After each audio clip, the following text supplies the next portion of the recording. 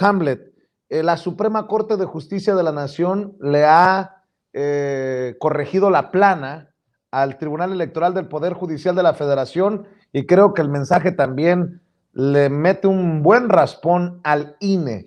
Cuéntanos del decreto que sigue vigente para que todos los servidores públicos puedan difundir el ejercicio de revocación de mandato, algo contra lo que estuvieron pataleando Ciro Murayama y Lorenzo Córdoba, Hamlet. Pues mira, aquí la norma fundante es la Constitución. Y hay dos artículos a los que hay que prestar mucha atención. Uno es el 99, que establece las facultades que tiene las salas regionales y superior del Tribunal Electoral. Y el otro es el 105, que establece las competencias de la Suprema Corte en materia de controversias y acciones de inconstitucionalidad. Lo que dicen estas dos disposiciones constitucionales es que las salas del tribunal, ya sea regional o superior, tienen facultades para inaplicar disposiciones, normas, para dejarlas de lado, digamos, solamente en casos concretos. No lo pueden hacer de manera generalizada. En las últimas 2 semanas, tanto la sala regional especializada como la sala superior habían estado jugando a ser la Suprema Corte. Y en decisiones poco claras, en las que en la parte considerativa, la que viene antes de los resolutivos, alegaban una invalidez generalizada y tal, dejaban entrever su intención de que el decreto interpretativo no surtiera efectos. Y esto lo estaban haciendo para generar confusión entre la ciudadanía y para generar alguna especie de temor entre los actores públicos, entre los actores políticos, ¿no? Regidores, diputados, alcaldes, gobernadores. Y la pinza la cerraban con el INE, que también decretó por ahí algunas medidas cautelares, como lo han estado haciendo recientemente, en una comisión que está controlada por Ciro Murayama. Entonces llega ahora este asunto de la acción de inconstitucionalidad a la Suprema Corte de Justicia de la Nación, y hoy la Corte dice: no vamos a suspender el decreto interpretativo del legislativo con el que nosotros establecimos la definición de propaganda gubernamental. No se suspende esa norma, es decir, sigue vigente, sigue siendo eficaz, y además le prohíbe al INE participar en ese juicio. Le dice que no tiene carácter de tercero interesado para defender su postura sobre la inconstitucionalidad que ellos han planteado de este decreto. Entonces me parece que es una victoria muy importante, sobre todo porque en el texto de la resolución hay otro detalle adicional. La Suprema Corte le otorga a la Cámara de Diputados y al Senado de la República 6 días naturales para que remitamos nuestro informe a la Corte por escrito sobre el proceso legislativo por el que se aprobó este decreto. Resulta, Vicente, que con esos 6 días naturales que nos da la Corte, ya brincamos la jornada de revocación de mandato. Entonces no hay forma de que de aquí al domingo este decreto que aprobamos hace casi un mes quede sin efectos. Por el contrario, continúa vigente y me parece que es un muy buen día para la cuarta transformación y es una decisión adecuada de la Suprema Corte. Yo creo que los ministros de la Corte, las ministras y ministros, son muy celosos de sus funciones y no les gusta compartir facultades exclusivas, porque entonces qué chiste tiene que otros tribunales inferiores tengan las mismas facultades que el tribunal máximo de este país. Y sí, me parece que es una respuesta muy clara a las magistradas y magistrados del Tribunal Electoral, tanto regionales como de la Sala Superior, y una respuesta clarísima a Lorenzo y a Ciro, en el que incluso les dice: y ustedes no vengan de metiches, aquí no tienen nada que ver, no les reconozco ni siquiera el carácter de tercero interesado, o sea, no pueden comparecer en este juicio, Vicente. Importante decisión de la Suprema Corte de Justicia de la Nación, que, bueno, se da en momentos en que también muchos empiezan a patalear por la reforma electoral que ha empezado a mover el presidente Andrés Manuel López Obrador, que indica que el pueblo directamente estaría en responsabilidad y en derecho de votar por los consejeros del INE y por los magistrados del Tribunal Electoral del Poder Judicial de la Federación, dos instituciones que han tomado decisiones, por decirlo elegantemente, polémicas contra Morena, contra la 4T y contra el presidente Andrés Manuel López Obrador directamente, querido Marcelino. Han fungido, como ya lo habíamos dicho, Vicente, como el brazo jurídico de la oposición.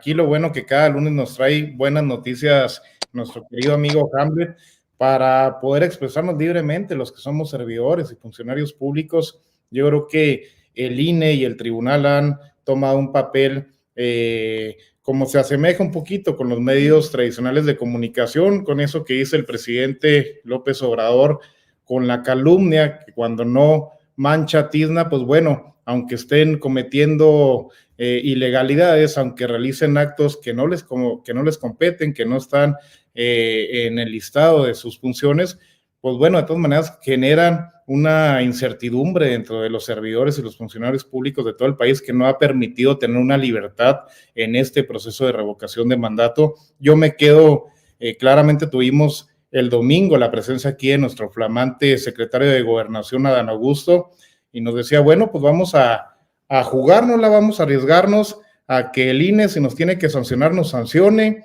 si tiene que pasar algo que pase, pero no podemos dejar este importante ejercicio democrático sin una buena participación. No podemos dejar tampoco al presidente López Obrador solo en esta su última elección, esta su última participación dentro de un proceso democrático, la última vez que el presidente estará en una boleta, digámoslo así, electoral, y dijo, es un honor, si es necesario, que nos corran por estar con Obrador. Con eso me quedo. ¿Y qué secretario de Gobernación tenemos, Vicente?